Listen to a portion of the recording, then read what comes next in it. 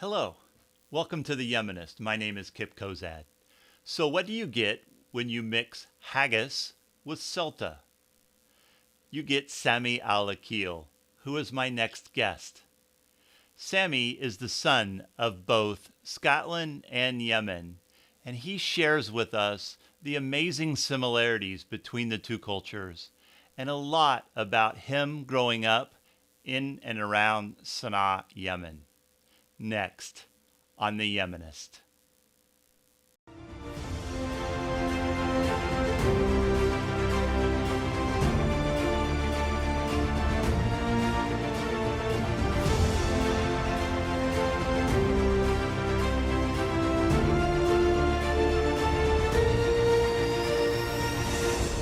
All right, I'd like to welcome Sammy Al Akil.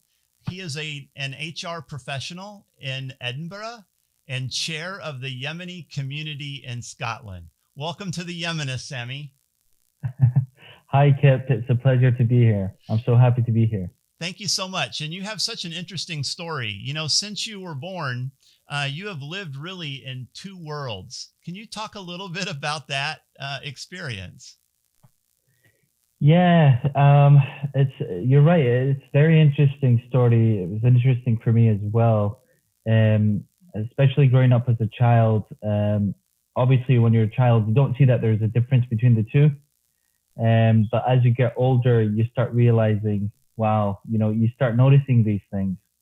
To be honest, it's a blessing. I feel blessed that I've had these two backgrounds because it's taught me a lot of things in life. Growing up and everything else, even in my outlook of the world today is a blessing because of my background. So I can see the beauty in both sides, if you will. So for the listeners, the viewers out there, talk about those two backgrounds, how they came about. Right, it came about at birth. So talk about that. Yeah. Yeah, so basically, my dad, he's full Yemeni. My mom, she's a full Scottish. They met when my dad was studying university in Edinburgh, and decided to get married. And kudos to my mom, an amazing woman. She went back to Yemen from Scotland and spent 30 years of her life in Yemen. She cooks very well, very good Yemeni food. Even Yemenis admit that it's probably better than what they get in their house. So in Ramadan, we'd usually get all these people coming over just for my mom's food. So, all that has taught me, the beauty of us as human beings, and we're all literally the same. We're all one in essence. And there's beautiful things to be learned in that, and to see that.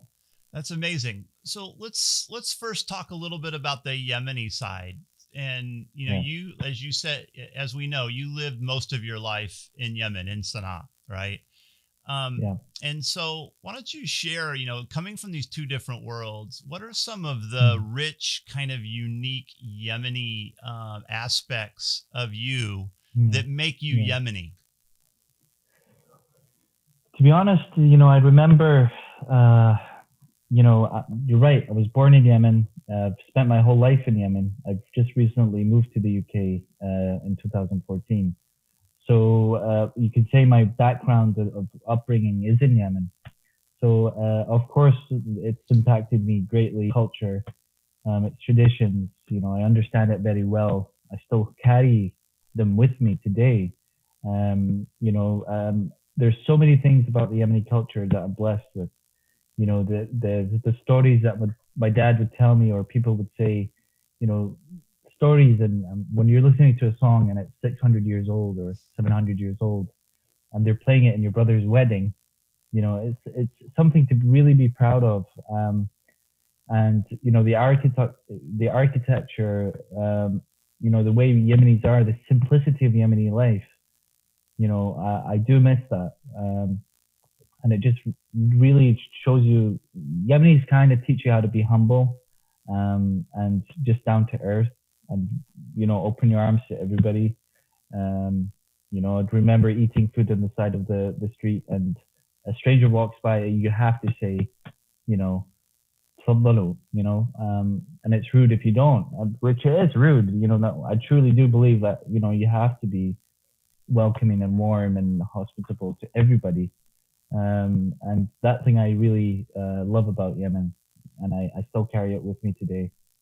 Yeah, but having a mother that was from the West, that had to set you apart to some degree. I mean, you look at Yeah. Yemen, who historically has been fairly insular, and the culture runs super deep, and Mm-hmm. having a parent that is outside of that cultural, it had to make you different than a lot of your peers, a lot of people growing up, right? Yeah, I mean, to be honest with you, I've never really experienced it directly. Like, maybe once my friend would joke and say, "Oh, you're British," and yeah, Brittany, and we'd laugh about it. But generally, genuinely, they would see me as Sammy, and Yemen is a culture that is, they look at who's your dad, where's your dad from, and if your dad is from a certain country, that's who you are. So it would have been, I would bet, it would have been a completely different story if my dad was British and my mom was Yemeni. Then I would be recognized as more British than Yemeni. But really, my mom being British didn't really make any difference in a sense. But for me, definitely, being more open-minded, I would always be the most one in conversations, especially with people that are from the villages and all that.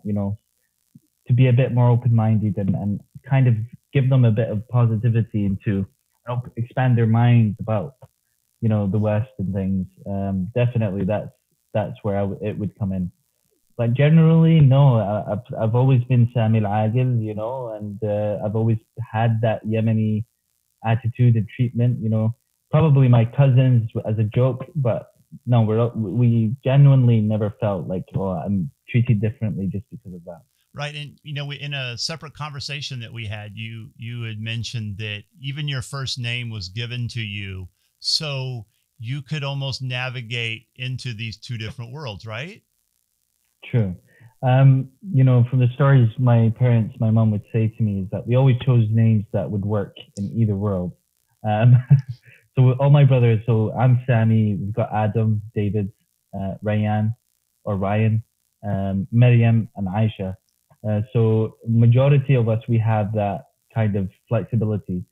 David can be Daud, Adam is Adam, obviously, Ryan is Ryan, so yeah, it's always because it's who we are. Like it defines who we are and how we see, ourselves. So definitely, And it's such an interesting compromise, between your parents yeah, that they, understood that it would be important for you to be able to move in between the West and Yemen, back and forth. yeah, yeah. So, explain about maybe what it was like growing up in Sana'a.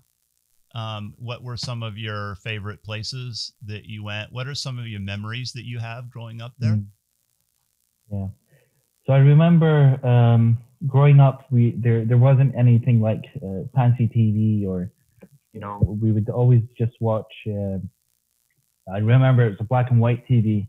You had to kind of move the aerial so you can get a signal, and it was always one channel. Majority of the time, it was the president talking, so it wasn't really much until it started like the late '90s. And then we first got the tapes, and I remember it was something like Backstreet Boys or Linkin Park, and we'd listen to it and we'd like love it on our way to school and back. I remember going out in the garden and just, and it was a good days. And I think the good thing about Yemen is that although there was technology, it wasn't so quick to be impacted like the West. By the 80s, 70s, there was a lot of toys, there was a lot of distractions. So kids were kind of moving away from playing in the garden, playing with sticks and all that. But no, I remember digging the ground just looking for insects, and exploring, and that was really, you're trying to be creative to have some fun. probably like it was about 50 years ago, everywhere else. But that really, I think I'm blessed to have that kind of experience, and I've got so many memories in Yemen. Like, don't get me wrong, Yemen is a beautiful country, and it's made me who I am today. Um, just the simplicity of life, the close knit of family, and how family and friends are very important. Even everyone else, how you treat everyone with respect, no matter who they are, no matter what their background is. But one of the most fond places to me is my grandparents' house. Um, I would spend a lot of time. I would sometimes go there and stay 3 weeks. Every few months. So I spent a lot of time in the it's the old builds of the Yemeni houses. So it's similar to the statue you have behind you, but that kind of really gave me we're not too out, modernized. We still kind of roots. Remember seeing my grandma, bless her, she's passed away, but I remember her taking the seeds and putting on this massive rock thing, and you would turn it, and it would grind the seeds into flour. And all these things, the simplicity of life, and people gathering and for every Friday for the big meal, family meal, um, has a big fond. And also, finally, the city of Aden. It was the first place I saw an ocean or a sea. So it was a massive excitement when my dad surprised us, and he took us to Aden thinking we're to Taz, right? And we're all crammed in the car thinking we're going to Taz, not excited that much. So we got to a roundabout. I remember it very clearly, and he was asking, the police officer, where's Funduk Aden? Aden Hotel those days was like the bigger, the best hotel there. And we heard the word Aden, and it was like, wow, it's like we're going to literally Atlantis or something. You know what I mean? And it was amazing. So many memories in Aden as well. The food, just swimming in Aden, the swimming pool, and just going out and all that. It was really, really good times. It was genuinely a lovely time. So I never did have the good fortune of going to Aden, because when I was there, it was still divided. I had a chance at the Yeah, very end, because we've talked. It was during Wahida when it came together, but for whatever foolish reason, I never did make it down there. Um, yeah, talk about Aden. What was it like when you're seeing it for the first time? What are some of the things that you remember about the city? yeah. I remember the flamingos. So there's this very famous bridge that as you're crossing it, it's about 1 mile, but on the right, it's like very shallow water. And then every summer, the time that we would go down, it's the season for flamingos. So you just see thousands of flamingos, these beautiful pink birds.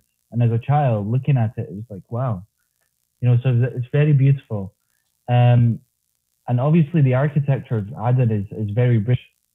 So, I would remember my mum saying, oh, wow, this looks like Scotland, or this looks like this street, and this looks like that. So, and the beaches and the sea. I've had quite a few bad experiences swimming in Aden. Uh, the first time I was about to drown is in Aden Hotel in the swimming pool. The second time in the sea. Every time I go in the ocean, it's like something bad happens. So I hate swimming in the sea. But I remember I cut my foot on a very sharp rock or something.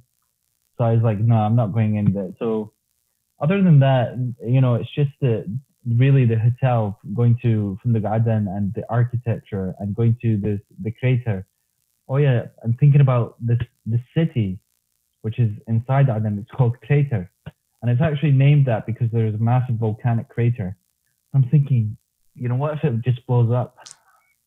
Everybody's living inside the crater, not outside. Usually people tend to live around it. That's okay. But inside it, who thought of that?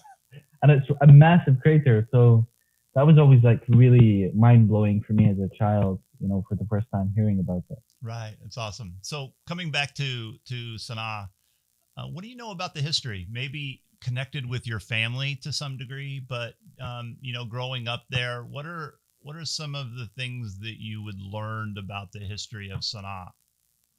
Yeah. I mean, to be honest with you, you know, there's two elements to this. Number one is education-wise from school. There's not much information on the history of Sana'a or these buildings and all that kind of stuff. It might give you a small, like a small story to read about it, but they don't really tell you the history of it, how it came to be. But the good thing about Yemeni culture is that we are very good storytellers, so we can still pass these stories down. And the good thing about Sana'a is that what you're looking at is literally how it would have probably been 1,000 years ago.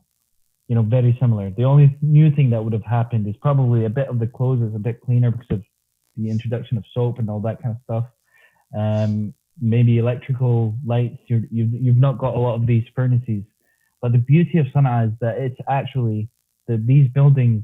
For example, like the statue behind you, these are going back 2,000 years old.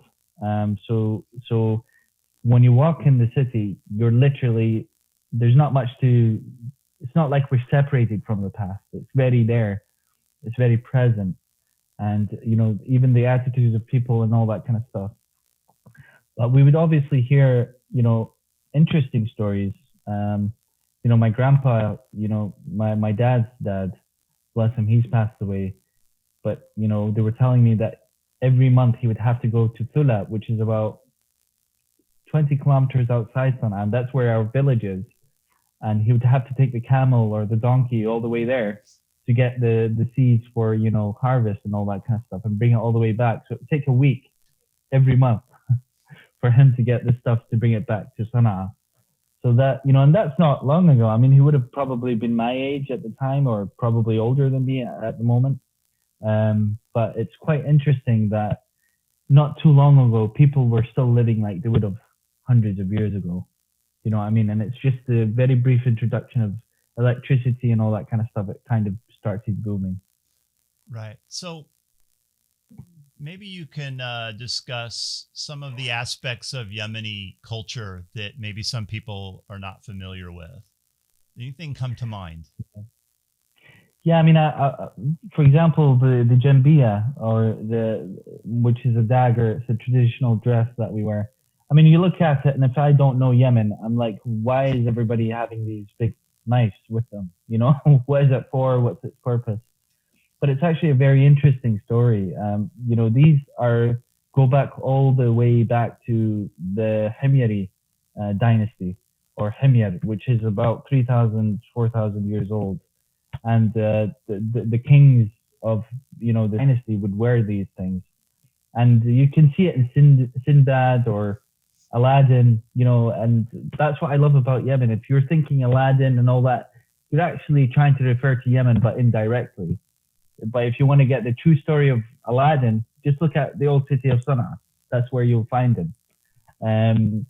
So the symbol of the Jambiya is actually a very interesting one, because it's a symbol of peace, and it's used in times of disagreements between tribes, and it recognizes who you are as a person, and you pass it down to your child, your grandchildren, your great grandchildren. My dad has a Jambiya from his great grandfather, and it goes all the way back 700 years. Because it's so old, it's starting to fade. So they've actually added the additional bit so it doesn't disappear completely. But just holding it and thinking about who were the people that held it, and they're my ancestors, basically. It's something that is beautiful about Yemeni culture, because we can learn. I have a saying that to make the world a better place, we need ancient wisdom with modern technology. You know what I mean? And if we combine these two things, we will come up with amazing stuff. So there's so many things about the Yemeni culture that could be misunderstood, like the Jambiya, or why is everybody wearing these things? Are they going out? Are they aggressive people? But on the contrary, it's not. It's because it's used as a symbol of peace. When there's disagreement between tribes, you put this down, and it's to say, no, I still don't accept your truce or whatever. So it's a symbol of pride, and it's a symbol of who we are for thousands of years. And another interesting thing about the Jambiya is that when you know somebody that is known publicly, people will recognize that that's, for example, Sammy's Jambia, even hundreds of years later. They would recognize that that's Sammy's Jambia just because it's attached to that person. It's who they are. So yeah, it's it's very interesting in that aspect. The other interesting thing about Yemeni culture is that there's so many varieties. This is something that not a lot of people might know. Is that if you just go 30 miles outside Sana'a, you start seeing a different take on the Jambia, a different take on the Yemeni traditional dress. For men and women, even the way that we cook, we might have the same meal, but there's a different take on it. And it goes everywhere across Yemen. And even all the way to Hadramaut. You can see it even in Oman, but you can still see that Oman still have the form of Jambia because at one point Yemen was all the way there. So Yemen is a very rich culture, and I can spend hours and hours talking about every single thing. But the music, the food, the traditional dress, these are all beautiful things and are very, very old. That's what makes anything Yemeni. The unique thing is that it's still preserved today the way it would have been thousands of years ago. Yeah, it's a great story. And also, just from my understanding, is that the Jambia really is kind of a mountain thing. Like when you went to Aden, you really didn't see the Jambia, right, Warren? And if you go to if you go to the coast along the Red Sea, the Tahama area, you don't see it. It really is a symbol of kind of the mountain people of Yemen, all the way down to Hadramaut, all the way into Oman. So it's fascinating. I mean, exactly, because if you think about it, the Himyar dynasty was more located in certain parts of the kingdom. So there was Ma'in, Himyar, and all these other places. So you would see the Jambia in different forms. They probably might not see it as much in the south and like Aden and things. But in Hadramaut, you do see the form of Jambia in some way or shape, which are very unique, very different. Sometimes I don't even know all of them the way they look like, but and it comes from the word jamb. The jamb is the side. So because it was traditionally worn on the side, so it's Jambia. But it's you're right. The majority of today where you'd locate these things is mostly mountainous areas up to the north, a little bit in the south, depending where it is. The Athar, for example, they have. But yeah, it's one of those symbols that I see as it's who it just connects me to hundreds of years ago. That's awesome. So outside of Aden, and you said you've been to Taiz, are there any other places in Yemen that stick out to you that you've been that have some kind of consequence to you, or some good memory or thought? I mean, have you gone to some of these ancient sites? Once you talk about that. Yeah, I mean, the village where we're from, for example, Fula, it was the capital of Himyar, and it has a very famous castle or fortress, if you will. So going there and looking at the stories and saying that these are hundreds of years old or thousands of years old, and you see people still living in it. What I mean? And they're still walking in the same market. I've been to Sayun, I've been to Makalla, and the beautiful thing is that there's so many unique places, and one of the unique places in Sayun is that white mosque palace, and in Hadramaut you see the Shabam Hadramaut, which is, you can say, that one of the first skyscrapers in the world. Right. And it was made of mud, and I don't know what they did, but it's very impressive. But one of the things that were really unique to me and had a lot of is going to Sahari Aden, which is, I don't know what it was, but I think it's a water system in Aden. And people say it goes all the way back to the Queen of Sheba, or Bilgasium, or Bilgis in Arabic. So yeah, it's very interesting. How does being half Scottish, looking from your Scottish side, how does that influence how you see Yemen, do you think? The thing about being Scottish, looking at Yemen, it's not that Yemeni culture can influence the Western culture or the Western influence the Eastern culture. It's the fact that I understand that we all have the same issues.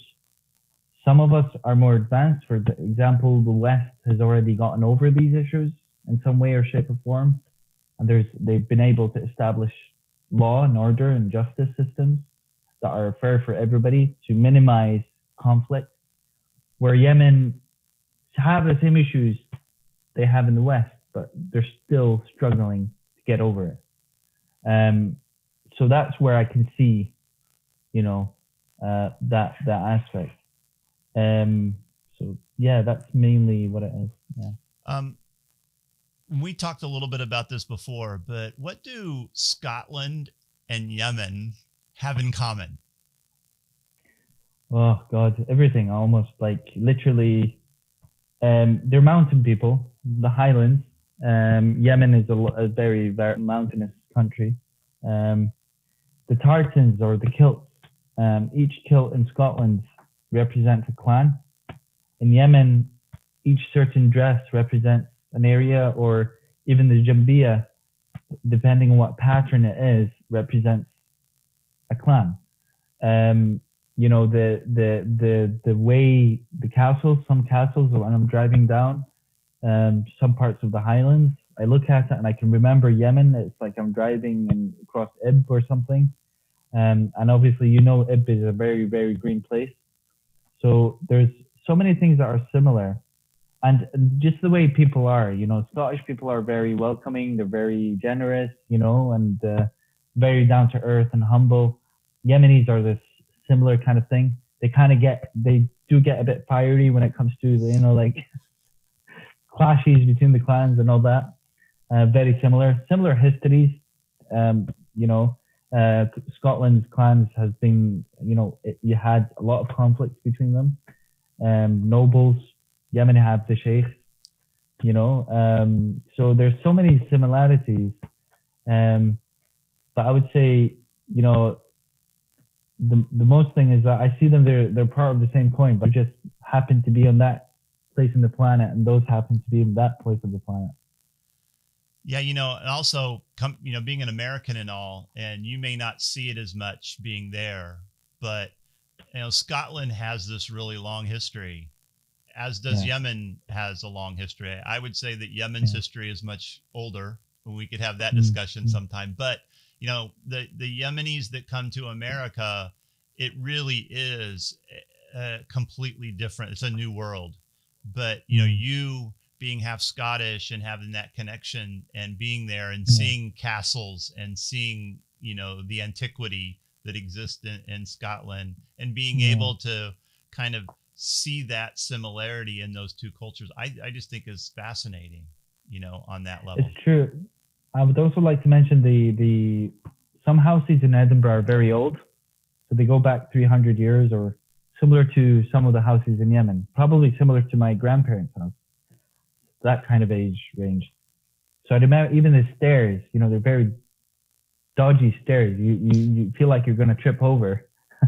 Exactly the same thing. Very thick walls, small windows, massive stairs, dark alleys, all that kind of stuff is very similar. Yeah, to Yemen. So let's switch a little bit. We're talking about Scotland, and why don't you talk about the Yemenis who are living in Scotland now? Are they a new population there? Is there there Yemenis that have been there for a while? You have roots there. Why don't you talk about that? To be honest with you, I'm quite surprised there's this much Yemenis in Scotland. Initially, I only thought there would be a handful, maybe 5-10 families. 3 of them I know, but other than that, I didn't expect as much.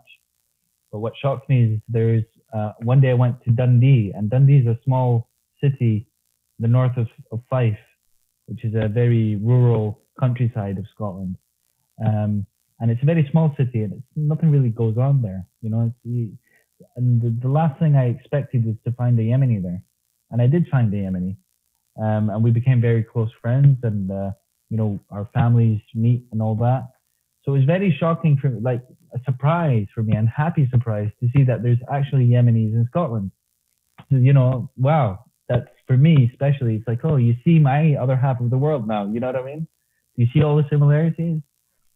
So after that, a few years ago, especially about 2.5 or 2 years ago, mostly last year, a lot of Yemenis started to come through and settle here. Majority of them are refugees or people that are seeking refuge or seeking refugee status, because as you know, Yemen hasn't been put on the list for refugees. So they're people that have come to settle in the UK. And the way the UK government is that they've settled them, some people in Glasgow, some people in other parts of the UK. So the majority of Yemenis are currently now in Glasgow, which is the second, well, you can say it's the biggest city in Scotland, but it's not the capital. So a lot of Yemenis are there. They're very, very new. Some Yemenis have been here for years. I know my dad's friend who studied together, that he's settled here since the time of when my dad was studying here. So you've got a few families that have been here for a while, and a lot of people that are fairly very, very new. So the Yemenis that are settling, whether old or new, are they from certain areas in Yemen, or is it just a hodgepodge? Well, you've got a mix, to be honest, and you've got a lot of people who are Yemenis, but they've lived outside of Yemen, and that could be very understandable, especially for people that were living in Saudi Arabia that are Yemeni. It's very difficult for them to go back to Yemen, and at a point, it was very difficult for them to stay in Saudi. So they were the most affected of the bunch because they didn't really have anywhere to go. So you can see a lot of population in the current population of Scotland is that they're Yemenis that are from around Yemen, and also a lot of Yemenis who are living or were living in Saudi Arabia decided that they've got to find a better place. So yeah.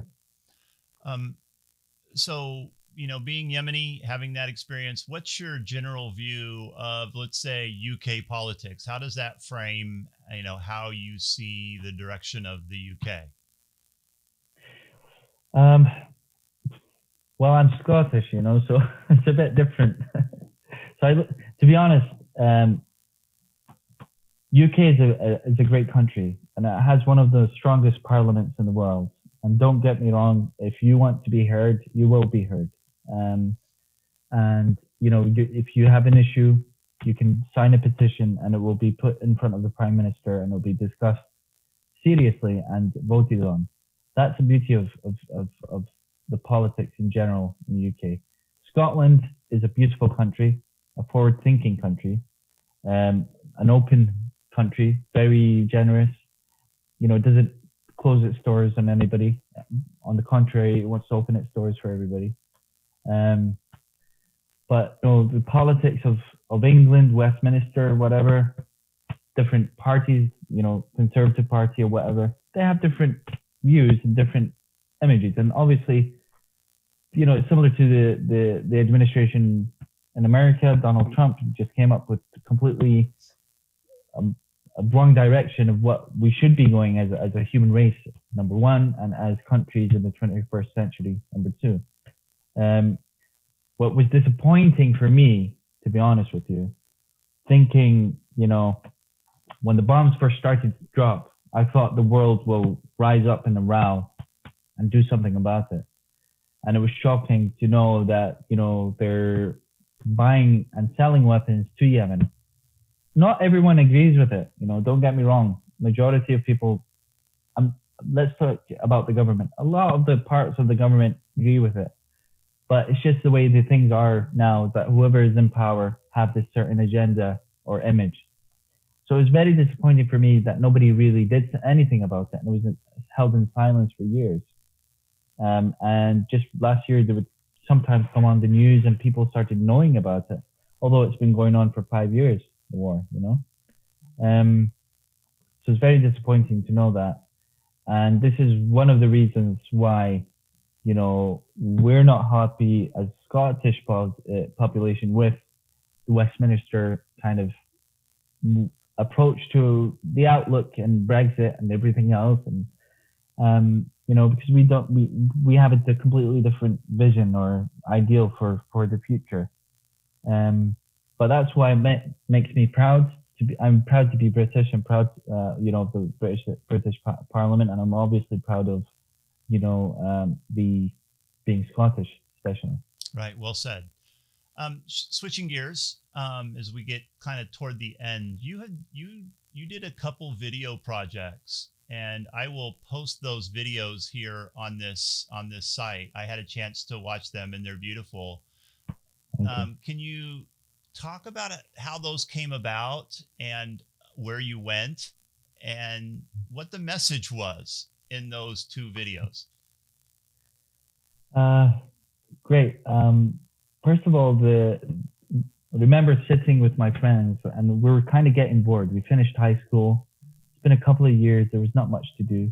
So we're kind of getting really annoyed with, life is a bit boring. So, we decided,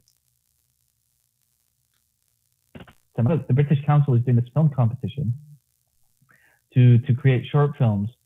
Why don't we participate? And I was like, we don't even know how to make a film. We don't even know how to write a script.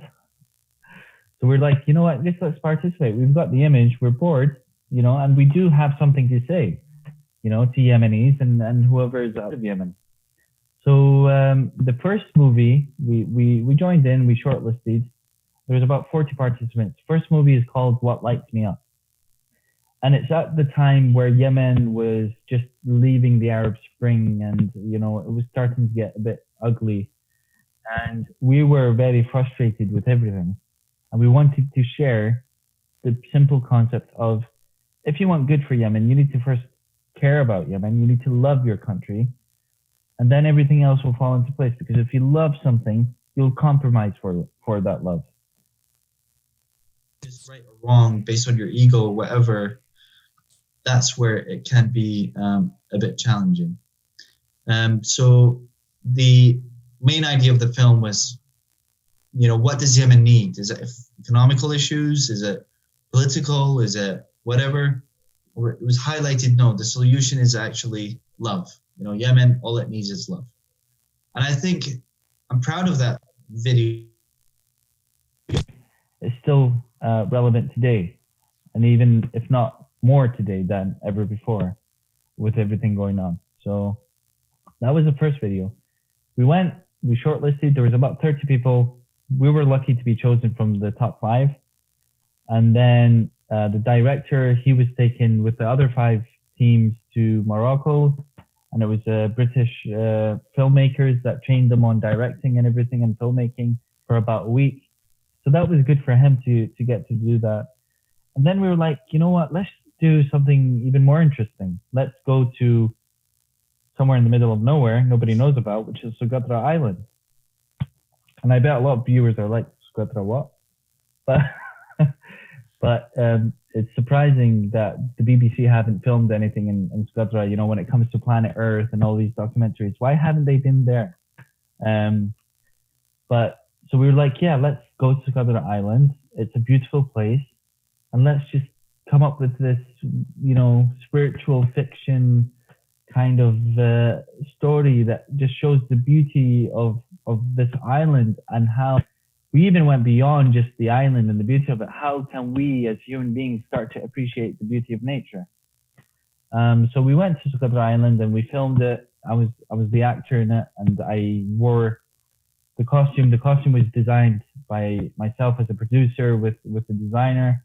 We started drawing sketches. How does it look? And I came up with Sindbad kind of vibe, but not so much. And one of the things that I bought as a crop was a dagger from Dabil Yemen, and it was so old. It was like, he was like, this is about 120 years old, and I'm like, so precious, I'm using this as a prop. So there were so many of them anyway, so I was like, yeah, you know what, it's fine. So I took it, and that was part of the film. But yeah, it was just showing the beauty of the island. But it was one of the most amazing experiences. The island is such a beautiful place, and we just wanted to show the beauty of Yemen, the beauty of the planet as well.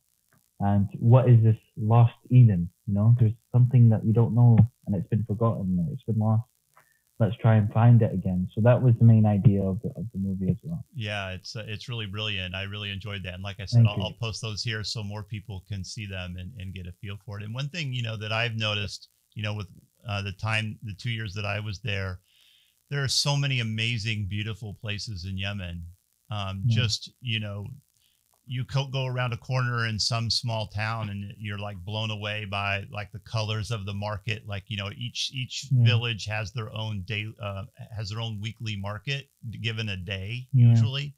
And it, you know, if Yemen can return to what it was, it would be such an amazing tour. I think it would compete against places like Morocco, in its history, its culture, its beauty, you know, its architecture, you know, so many things, and its nature, as you represented in your second video. So, you know, inshallah, hopefully in the future, you know, we can get back to that.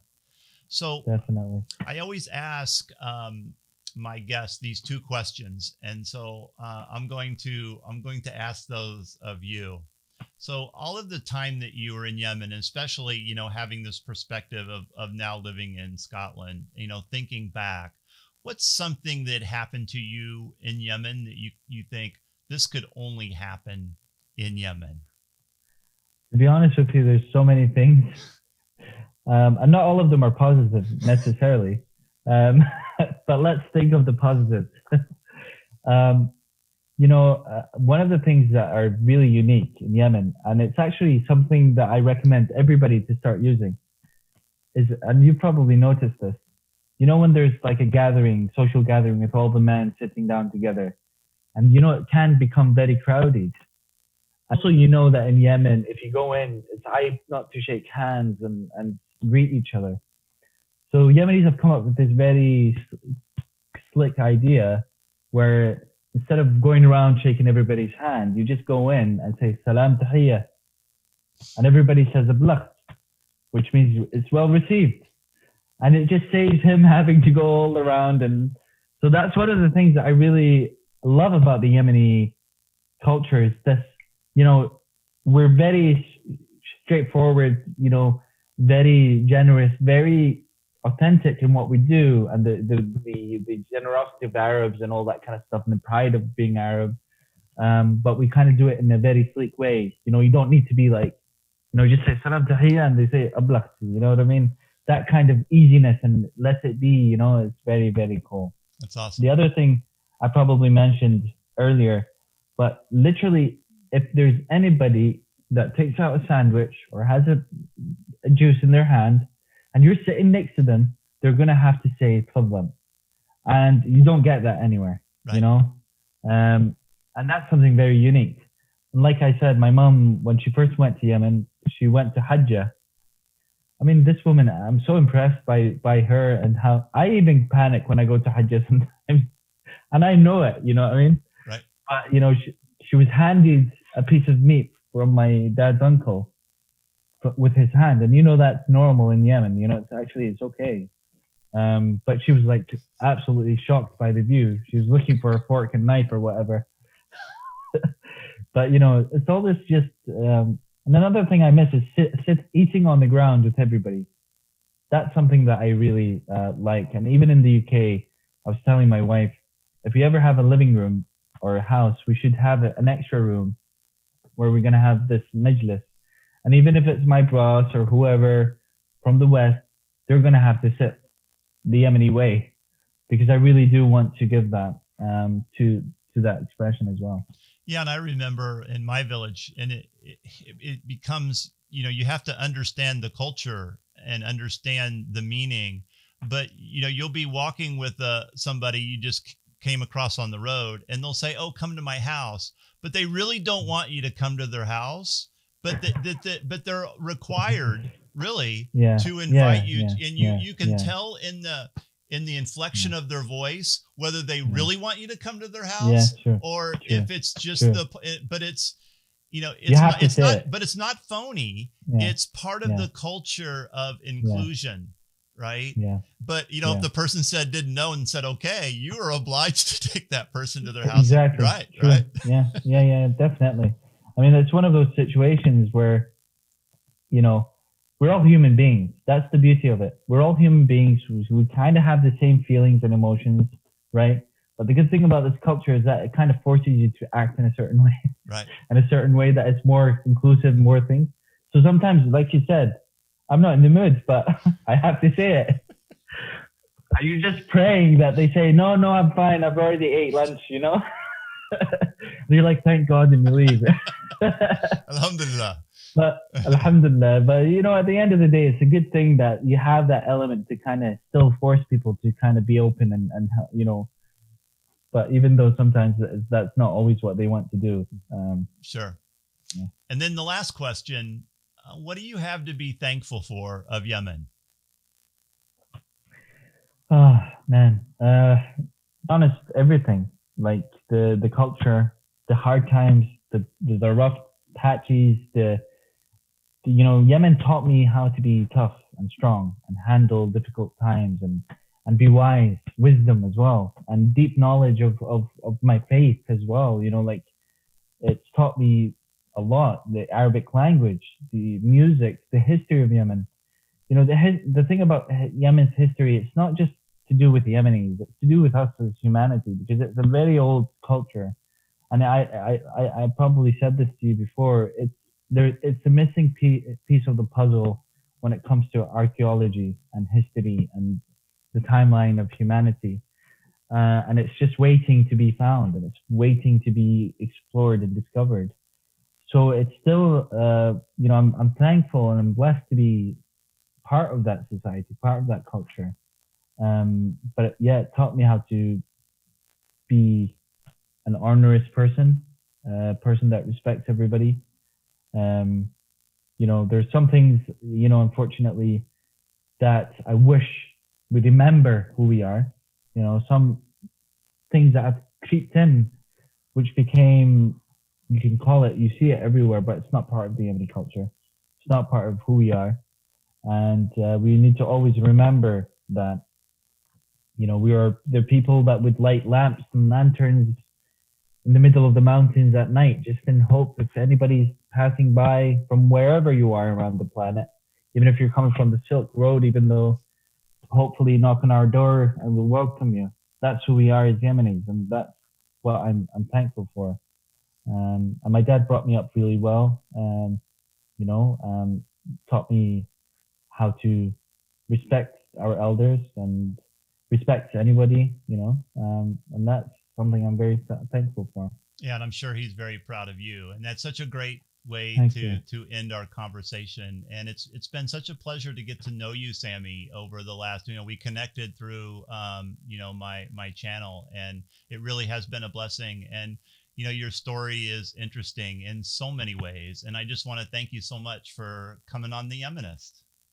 No, thank you, Kip, for what you're doing. And, you know, like I said before, you know, if I was the president, I'm going to give you a Yemen nationality, you know, you're Yemeni. So you're definitely the Yemenist. And I do appreciate what you're doing, you know, and this is what the world needs.